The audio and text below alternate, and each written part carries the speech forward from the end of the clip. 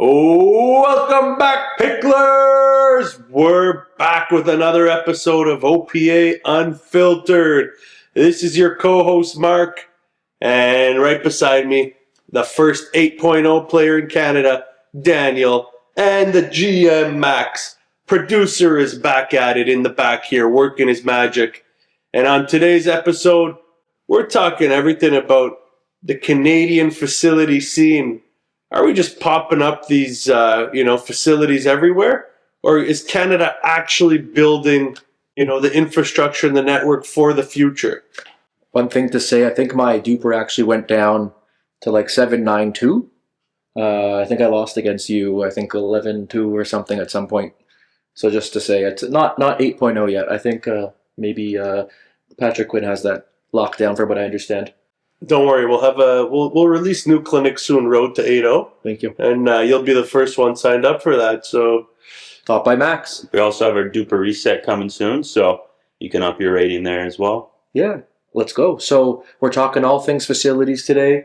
Been 5 months since we opened ours in Hamilton, Ontario. Great community, great place to be. We went through a while of looking at different spaces, making sure we got the space form equals function sometimes, like I like to say, and wanted to talk about our experience today. So Mark, obviously you were leading the charge here, Mr. Real Estate. Mm-hmm. What do you think? Yeah, I mean, there's always a rule of thumb when you're looking at prospective locations. The rule of thumb is you don't need something that's overbuilt or overly massive.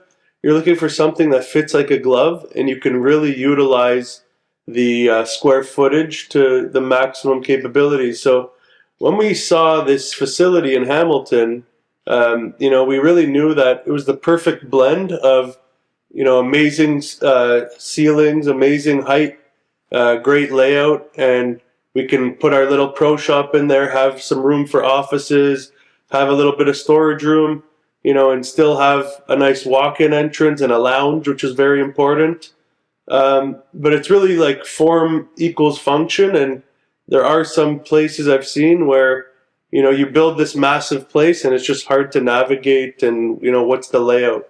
Yeah, I think the biggest thing to say is it's a small but mighty space. But there's others that, especially in the U.S. and Asia, that I've seen that are just monstrosities. Insane. Places where you will never leave, where the cult of pickleball could live and probably sleep there like an Airbnb or something. But I think that in Canada we don't really have the luxury of, like you're saying, of overbuilding, because it's not efficient with like the cost of these places, right? These things are popping up left, right, and center. 15-foot ceilings, 14-foot ceilings, 30-foot ceilings, 12-foot ceilings. Right, just anywhere and everywhere, right? Yeah, I mean, I personally think the longevity of these spaces obviously has to do with one thing, and that's building a strong community. And what builds strong community is strong programming and the ability to cater to all different levels. So if we're starting at 12 or 14-foot ceilings, maybe the higher level players can be crossed out because they obviously want, nice ceiling height, good lobs. But your average, beginner doesn't really care about low ceilings because they don't know the difference. Mm-hmm. So going back to strong programming, you need something that keeps it fun and fresh, and that's what we're really trying to do in Hamilton. Is really offer unique programs and keep offering different variations for different levels. Obviously, if something's working, we're not going to change it because people are consistently showing up every week, and they're giving good feedback. We do listen to a lot of feedback, but I think really programming and understanding your community is very important. Yeah, I think the programming aspect changes from facility to facility a lot, where the programs that have really stuck with us in Hamilton are kind of like the 4.0 fixed partner play. Mm-hmm. Those we get really good games for all the players, kind of run like a mini tournament where there's always competing for something. Mm-hmm. They love that. We did bring it to the other levels as well, and it's been a lot of fun there as well. The matches get a little heated sometime. Usually it's from people that aren't in the club. They're drop-in players that aren't members, Listen, don't have that full culture yet, but they kind of figured out as time goes on. On one perspective, you have to, really be. I'd say it's a good thing that we're getting some non-members to join in these competitive environment programs where members can kind of challenge themselves and push themselves to their limit, playing against other players that they don't play with on a regular basis. So in these one-off like little tournaments, it keeps it fun and fresh. But at the same time, you have to just dial it back a bit and know that it's just fun. You know what that reminds me of, Max? You play hockey, Mark and I obviously play a nice men's league ringer coming in, right? Yeah. And they come in, they cause a havoc, they probably fight, and they don't care about getting kicked out, right? So yeah, exactly. They want to just show dominance. So I think that's what happens sometimes. Like, I think, I've seen it. Our leagues, those have done really well as well. Yeah. A lot of good level. Yeah. And it's been a lot of fun in that regard too. Yeah. So I have a hot take here. Like, honestly, I was thinking about this for the past couple of months, especially players that come from the community centers. Like, where I started on on a gym floor, like most people did. But there's some people that only know the gym floor. Mm-hmm. Like, if I will take it as far as to say that if I didn't have access to dedicated pickleball facilities, which weren't a thing, like, not super long ago, like, would I still get the same enjoyment? Like, it's a fully different game, I think, at dedicated facilities. Correct, yeah. Like, would you even consider, like playing it, or would you think that, like, utilizing, these crazy paddles these days even make a difference? I had the luxury. I started on, like, a real court. Oh, okay. And then I went backwards where I went to a gym floor just because it was closer to home. Sure. And did that for like 3 weeks, and it was miserable. True. Fair enough. It was more like just go play with my mom, and it was fun in that aspect, but the true court is just a different game. It's so much more fun. And then indoor versus outdoor, different game completely too. Yeah, exactly. Right? Yeah, obviously, look, indoor, outdoor, but we live in a climate where it's so unpredictable that it's so hard. Like, I love playing outdoors, but you plan to go to court and you plan like your 2-3 hours of the day that you're really focusing and so excited to play, and then it's windy or it starts raining and it's just unplayable. Or it's just slammed where you don't even get court time. Yeah. Wait for 30 minutes before you go play again. Yeah. Yeah, I mean, so obviously, yes, if it's an affordability issue and you don't have the budget to play indoors and buy a membership, I mean, there's always ways that you can make it work. But I see why people are going to the community centers that want to pay $5 for 2 hours versus $20 for 2 hours in an open play. It's a totally different environment and structured wise, but I mean, there is a cost difference for sure. Yeah. So I think the biggest thing too is, when you have to go outdoors, open place happening, you wait 30 minutes for a game only to get bageled by 3-0 Sally, right? It's not fun sometimes. Yeah. But yeah, moving on, like, we're looking at facilities here. What are the non-negotiables in a facility? What do you want? You go to see a space, you're like, I'm out of here if this doesn't have this. What is it? Max, what do you think? I got something it's not like the top of the priority list, but if the courts can't run the same way, where you have some going horizontal and some going the other way, and you just see the balls in the background because the courts are going that other way, I feel like it's a big hindrance, which you don't really think about all the time when you're like going to build a court. Yeah. It's not like the first thing that comes to mind, but I mean, like, the biggest things are probably like ceiling height. Yeah. Because I've seen, listen, you know what the difference in a ceiling height facility with 18 foot or more and one without? Social club. Yeah, exactly. Right? And I think, like, there's things that you can do regardless of the space. The lighting you can always fix. Yeah, you can always upgrade the lighting. Exactly. You can't make these places bigger in footprint. Yeah. I think my hot take with, like, places is if you don't have a true 30 by 60, don't put a fence and try and cram someone in and cut off all those angles. There's so many facilities I've played in where you can just hit a little wide angle and the fence just cuts you off. Just don't even bother putting a fence there in terms of safety, playability, and really catering to everyone. Yes, the fence stops the ball, but remember, there's also humans crashing into the fences. So the longevity of your fence does not last very long. I actually have one take on that as well. Just thinking about that. The fence, look, some courts could be fenced in, but the ones that aren't in our group, that creates community. When you have like an open play, it like groups people together and doesn't make them cut off in their own little worlds. I think it entertains sort of true community play that has rotations and everything. It's just like obviously super core to a club. Like I'm a beginner, we see it. Beginner comes in, has no idea what to expect. Grabs a paddle, has, shoes on that are not the right shoes, kind of dangerous. They learn pickleball for the first time in an hour. They're so hooked. They don't even come from a paddle or racket sport. They come to an open play, beginner friendly. Typically, they meet another 12 to 14 people, and they like have to vibe with them. They're just a solo. And if they don't vibe in the first couple hours, then everyone's sort of like in their own courts in their own world. I don't think they come back. Yeah, right? yeah. I mean, it is true. It is a bit of a different perspective looking at an open play. When there's like 12 people on a court and side by side playing 3 matches versus looking at different courts, you just see obviously most of the facilities that have these open plays have like a congregation and a lounge where everyone can kind of meet up and set up that open play. Yeah. But it is a different perspective just looking at that open play run.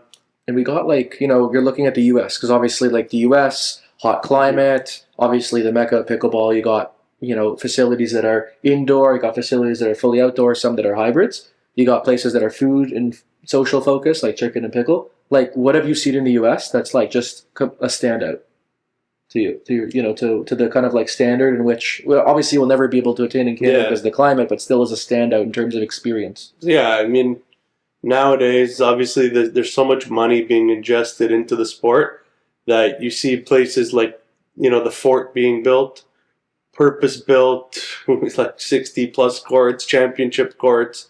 Most of the courts have seating where you can watch the matches, to the point where on some of them they don't even need fencing because they've built permanent concrete barriers around them. But in the back courts there, they have some pretty cool like lounge areas, like cabanas they call them. And then obviously they have the covered courts. When I played there originally, they had a bit of a lighting issue, looking into the glare. Massive issue. I think now they've tried to fix it a little. But with those hybrid facilities, you're always going to have, the issue of where's the sun pointing, where are you looking? I mean, they've done a good job to get their sponsored barriers up. But it's still, like, they have so many players training there that it really is the mecca right now, between there and Boca. I think the biggest thing, though, is for all those like massive U.S. places, it's all purpose-built, right? So they have so much more space. $1 per square foot. Yeah, exactly. So all these places are huge, and like the Fort's crazy. It's incredible. But like a lot of the places, I should say, in Canada are very like refurbished buildings, or what space do you have? That's what you're going to work with. Yeah, I mean, right? Yeah, that's a great point. Looking back at like retrofitting Hamilton, we had to work with the dimensions that we were given, and we had to make it work, and we had to design the layout. Yes, if we could go and build a spot from ground zero, we would make, the nicest playland in the world. Yeah. Because we can build it to spec, right? So when you are scouting these locations from a raw perspective, just, looking at a warehouse, yes, the column width is such a big factor. If there are. Now you have to look after the column width. You have to look at the layout. How will the courts flow within this space, or are we just gonna throw courts like little dots on a map, right? Well, producer, he was just at the Pickler, right, in Vegas. Henderson, right? Henderson. Yeah. So that's like franchising like crazy. Like, how was that? I mean, it was very. It's funny. Like, I've seen a lot of clips of people playing at Pickler on Instagram. And the funny thing is that when I walked into that one in Vegas, first time, never been there before, it felt like I had been there, which is weird because, like, I've only seen it on Instagram. I've never physically been to one, but because they essentially nailed, like, hey, every single court has to look the exact same colorway, same, like, walkthroughs even between the courts and the orientation. Same black color. I mean, it makes it so that if you are like a person that likes that Pickler experience, doesn't matter where you go, it's going to be the same. Like if you're having a franchise model, if you're taking like McDonald's as an example, that's how it should be, right? Like you should have the same experience no matter where you are. It's the point of having a franchise instead of doing your own thing and your own spin and take on it. I mean, that's a good point, but I've played in franchises, and where the quality control changes is, again, it comes back to retrofitting the spaces that they're given. And they can only work with what they have. One place has 16-foot ceilings, one place has 26-foot ceilings, and one place is 32 by 60 courts, another one is 28 by 32. So I think the expectation, like you're saying, like if you're in New York, the place is so crowded and there's buildings on top of buildings on top of buildings. Mhm. The expectation is you have to give that up, right? You're going to have a crammed space, but you're going to have it in a really sick location. Versus the middle of Texas, when there's vast amount of land in the middle of nowhere, Mhm. right? You're going to get a massive barn, right? Yeah. So I think in Toronto, for instance, like look, the expectation is as closer to the core you get, like you're not going to maybe find, it's having the accessibility over the overall experience sometimes. Mhm. But if you're able to check mark both, it's phenomenal. Yeah, and I mean, obviously, if we're talking prime locations, that also means prime dollar, right? So the price per square foot just skyrockets, and obviously, you're not gonna be able to afford a much larger space that you can only dream of having, right? Yeah. So, since you guys have opened your own facility, what is one thing that you thought was going to be the reality versus what actually became the reality? Like, what was something that you had in your head that you were like, hey, I have this vision of this place being like this, and then you open it and it's been running for 5 months, but it ends up being that? What's something that kind of stood out to you within that process? Maybe GM, go for a hot takeover. GM Max, I don't know. I think maybe one of the bigger things was how involved the community really is. I've been at a lot of other clubs where it doesn't feel as community driven, where we even had like an open play today. We had 2 people in it, and then people like called in sick to work so they could come and play for it to go. Like little things like Matt, that. the GM, by the way, if you're watching and you're one of those people, the GM can now give you approved doctor's notes.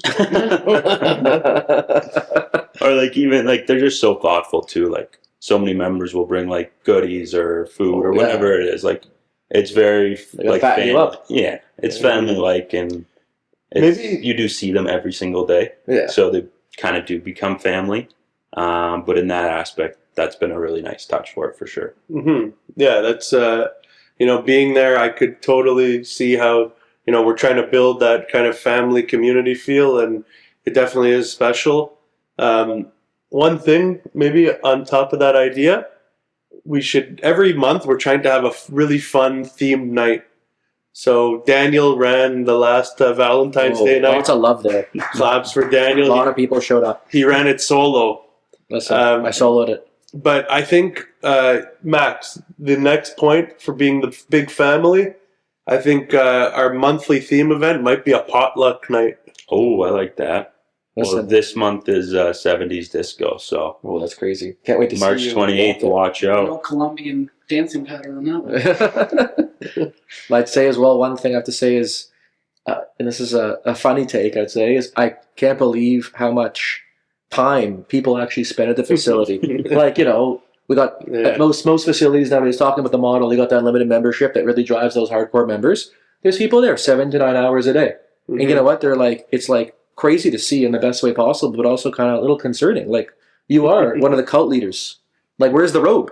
Like, like you're can I give you a mop? Let's just start cleaning. Like, you might as well. But it's crazy to see the anchor people there that really drive a lot of the value with nothing being asked in return. They just want to create these micro communities and maintain them, and they're there 24/7, and it's really cool to see. And they're so passionate. I'll give them that. They genuinely, like, they care, but they also, obviously, if you're spending that much time there, you are seeking improvement, and you don't want to just stay where you are. You want to get to that next level, right? Yeah, and we got like a couple horror stories here, of course, right? Or like funny stories that happen in the I facility. guess the biggest thing, I wasn't expecting to call 911 as much as I have. Oh God. It's really just the athletes that thought they were in their prime, that haven't played a sport in like 30 years. But it's They the harsh come back. reality of running a recreation business. Yeah, of right? course. But they still think they can run circles, and then they haven't done anything in years. They pull their shoes out, and one wrong turn, and Achilles is gone. Oh, yeah. It's never a fun time. I mean, we had a pretty funny story last weekend where we had a heated, competitive fixed partner round robin. And then I get pulled out into the front area because somebody decided to drive their car down a ramp that's definitely not supposed to be driven on. And their car was like on a seesaw going back and forth. We'll get producer to pull up the clip on the. Their Yeah. Clip it. the wheels were hanging off the edge. They weren't really moving. Always a fun time at OPA Hamilton. Yeah, there's never a dull moment, but it's a lot of fun. Yeah. That's unreal. From my perspective, I think from going, I've been to so many facilities. You know, we're lucky to have the luxury to play during the day sometimes. And, you know, it's the same story at most facilities where you go during the day and it's a ghost town, right? And every facility has that challenge of, you know, how do we maximize our daytime usage, right? Yeah. I think at Hamilton, we're pretty lucky to have this very tight-knit, you know, 9 to 12, even 7 a.m. every day, hardcore players. Oh, yeah. 2 to 5. We're lucky to have these like groups that, you know, they want to play in the right group, and, you know, they're playing during the day. Obviously, it sometimes is a challenge to fill during the day, but from my perspective, the successful facilities are always the ones that can find that daytime to fill, which is, if you ask me the recipe, it's very hard to give you a straight answer. I agree. It's luck, it's location, it's maybe like the leaders in the community that like people stick around because their friends are there. I don't care if the facility next door is $20 a month cheaper. They're chilling there because that's their community, right? So yeah, a couple of facilities that, you know, like for instance, we grew up at like, you know, Mayfair clubs, and like there's a huge daytime crew there, from what I understand. And you know, it's cool to see some facilities that don't have that problem. Maybe they have the opposite problem, which is crazy. But yeah, like obviously, you know, I think the ones that will succeed, like we mentioned as well, like for the long term, are maybe those that own the property, where the risk there is just like them slapping paint on tennis courts or slapping paint on concrete, not really like the burden of like rental rates and all that sort of stuff. Having, you know, you could put out $2 million into a facility, but if operationally, right, month over month, if your costs are high, you know, you got to be at the front desk. Then you can't hire anyone. You're a slave to a successful business. You don't want to be a slave to a successful business. You want to be able to, at some point, you know, work on the big picture and not just the small stuff day in and day out. Yeah, I mean, that's a great point. I think all of us, you know, wear many hats, and if you were glued to the front desk 7 days a week, we wouldn't be able to push our company forward and achieve the goals that we're trying to, you know, move towards. We'd be stagnant, and businesses that stay stagnant often don't, you know, they don't have longevity, because you always need to be up with the new trends and be looking into the market, and you don't have time to look into the market or change or add any new trends because you're too focused and zoned in on staying stagnant, right? So you know, to kind of tie things together, which type of facilities are not going to make it in the next couple of years in Canada? Yeah, right. That's a good question. Which ones are going to drop? I think places where you don't have like that interaction with staff, where it's just like you walk in, you go play, and you leave, just doesn't have that community aspect. That's not pickleball. That's maybe more tennis. Yeah. Pickleball, you're like golf sim. Yeah. It's that idea where you have like a key fob, you just type in. Yeah. There's no community there. Nothing. You won't go back there again. You'll go to the next place. Yeah. Maybe there's a cheaper rate somewhere else. Sure. Yeah, definitely facilities that will stay for the long term are the ones that really have those open plays that cater to everyone. You know, you need to be able to walk into a facility as a non-member, as a solo player, and know that this month I'm a 3-0. I can get a game 3 days a week. I can know that I'll get my money's worth. And now I'm a 3-5, same thing. I'm a 4-0, same thing, right? So 8-0? sorry? Nothing for me in the 8-0 category. Oh, I don't even know 8-0. My brain went a little foggy over there. Oh my god. But yeah, you need to cater to everyone, and that's the challenge with having a limited amount of courts sometimes is, your calendar gets a bit hectic. You try and, offer something for everyone. One night doesn't work. Now we got to pivot. We're always acting on the fly and constantly monitoring and adapting to what the members want. So, question off of that: if you had to choose, would you prefer to have a place that has too few courts that are overbooked, or too many courts where you might be busy at times, but you have a lot of empty courts? Which would you guys prefer? That's a great question. So I think the big kicker there is I'd actually rather the latter, just because it opens up prime experiences on, maybe that aren't weekly, but, maybe like quarterly, that maybe differentiate the club and its capacity as the sport grows in Canada, as facilities. 2025 was by far the biggest year of facility booming in Canada. I think it was only growing like 15%. Now it's going to be crazy. So the number of players entering the sport in dedicated facilities is going to be crazy in Canada. The sport's going to grow in the next couple of years. But I'd say, having large tournaments, having these experiences, hosting Canadian Nationals, hosting these mega tournaments is something that like pretty much weeds out 95% of facilities in Canada. So yeah, as long as the rental rate is good, the latter. So let me ask you a question here. Yes, you can run these massive, big name tournaments, and you can have a beautiful, 40 or 50,000 square foot facility, but you're only getting 3 tournaments a year. Okay? What happens with the other 300 days a year? How are you going to turn a profit and maximize your space and fill it up when you're paying for 40 or 50,000 square feet? Yes, you If can. you were a player, you would want the bigger space. But as an owner, you definitely don't. Yeah, it's a fine There's no line. way. Utilization rates, You'd be everything, losing right? your- But it's not always that you build this 30 or 40,000 square foot facility and people flock to you immediately.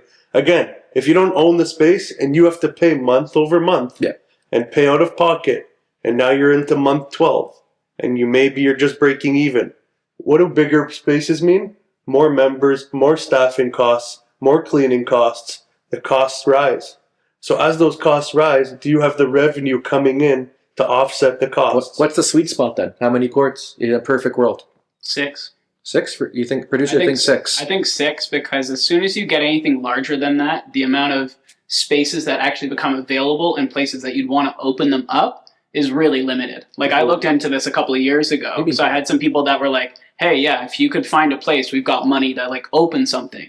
Sure. And the only ones that I could find that were like usable, it was like a 50,000 square foot place, great high ceilings. You could fit 8 courts, maybe 10, depending if you like cram them in. That's not efficient. But your rent alone, just covering your rent, was $30,000 a month, and they wanted $600,000 down. But you have to think about efficiency. 50,000 square feet. If every court is 30 by 60, that's 1,800 square feet. 1,800 times 10, if it fits like a perfect glove, is 18,000 square feet. What are you doing with the other 30,000 square feet, right? How are you making money with your, that's what we're saying when... Casino. Yeah. Some of them feel like a casino when you go in. No lights, black walls. You don't know what time it is. No, you don't know what time it is. You go in, it's a time vortex. No clocks and diapers, because no one's leave the court facility, right? No time for the washroom. But I mean, look, in all seriousness here, perfect utilization, in my opinion, is probably 8 courts. The fact is, obviously, it's going to be a little bit tougher to maximize during the day. Mm-hmm. You need to find the formula there. However, once prime time comes around, we can confidently fill 8 courts and have that good split between programming and member bookings. And that's always the challenge. You got it. Yeah. So, to kind of wrap this up here, does Canada need, more facilities from all different types? 12-foot ceiling, 14, 18, 100-foot ceilings, 8 courts, 25 courts, or is it really like the thought here is like, listen, if you're going to build it, you got to build it with minimum 8 courts to spec, to set yourself apart, to set the standard, or else you're risking, 3 to 5 years from now being irrelevant. Like, what's the closing remark here on facilities? What is it? The closing remark is make sure you clean your courts and sweep the floors and make the place look nice for people, right?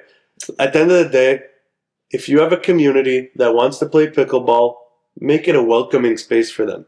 Sure. Make them, feel appreciated and know that your staff is going above and beyond to make the place their home. They're paying monthly fees, and you need to deliver and make it worth their while. So at the end of the day, yes, we need more facilities, of course, because as our population grows, and as people are moving out of the downtown core to wherever they're moving to, or like Hamilton, I read is booming, for example. It's one of the fastest growing cities in Canada. People want to stay active and healthy, and people want to learn a new sport. So naturally, we're a little bit behind in Canada, and we're going to need more facilities. But there's going to be a tipping point at some point where we have too many. Yeah, you got it. But you're going to see which ones stay. We probably have a lot. There'll be new ones that come, and then I think a lot of the less desirable ones will figure something else out. I don't know what that something else will be, but maybe Tipty. Tipty. I kind of want to get a Tipty paddle racket. Speaking of that, we're going to order some. If you're a member from OPA Hamilton watching this pod, we're going to have a little Tipty challenge in a couple of weeks, and say Tipty at the front desk, and you can challenge the GM to a match. Big tennis guy. I'll figure it out. Yeah, producer, what do you think? I think that it needs to be a mixture of community, facility, location, and demographics. I think the demographics is one of the most overlooked things, because if you don't have diversity in your demographics, you're going to have a limitation on how much your club can grow. And you're only going to have people use, like, when you have the same demographic using it, they're going to want to use the same courts at the same time of day, right? Whereas if you have a large demographic, a good mixture, that's going to be able to allow you to feed into, filling those times that maybe might not be one demographic's, just like chosen time, but it could be another, right? So having that diversity, having a facility that allows players to start off somewhere, but and then also grow all the way through their pickleball career. I think those are going to be the ones that really, really kind of shine over the next couple of years as competition increases. Yeah, good point. Obviously, from us being coaches as well, and putting that hat on, and watching so many players, teaching so many players that have entered the sport, and watching them, to where they are now, I would have never thought a lot of these players would have started playing tournaments and taking that competitive side as well. So as these players enter, they take a learn to play, they go on their pathway, road to 3-0, and progress. There are different pathways that you have to lead your community on. That's a great point. One last question here from my side. Do you think that, from your personal view, do you think food and bev is a very important offering to have in a facility? Yeah, let's touch base on that a little. I think that in large format facilities, it is, because you have to monetize the square footage in which you're not, like you mentioned before, not utilizing as court space. But it's not a deal breaker in facilities beyond the basics. Little beverage, a little couple snacks here and there. We see it kind of being useful. And now to add on to that question, GM, you don't have to answer this because we know your eating habits, and they're poor. The choices you make when we order off Uber Eats are always fried food, pizza. But we're getting back into that health grind. But leading towards food and bev, now that we're looking into the new perspective of how we're kind of progressing into healthier lives, and the younger generation isn't clubbing anymore. They're not partying as much as they used to. They're now, we have like cold plunges and saunas instead of going to clubs. People are eating healthier. They're more active. So in these facilities, do you think that offering more of a healthy food and bev option is, maybe would be more advantageous than offering like fried food and beers and stuff like that? From your personal take? My personal take is when you're grinding on the courts, most people play 2-hour sessions, right? And you sweat buckets and you're out of there, off the court, and you're truly hungry, you crave protein. So having a lot of protein forward options is probably really good. You got to have those cheat meals though for the people like producer who burn 3,000 calories a day.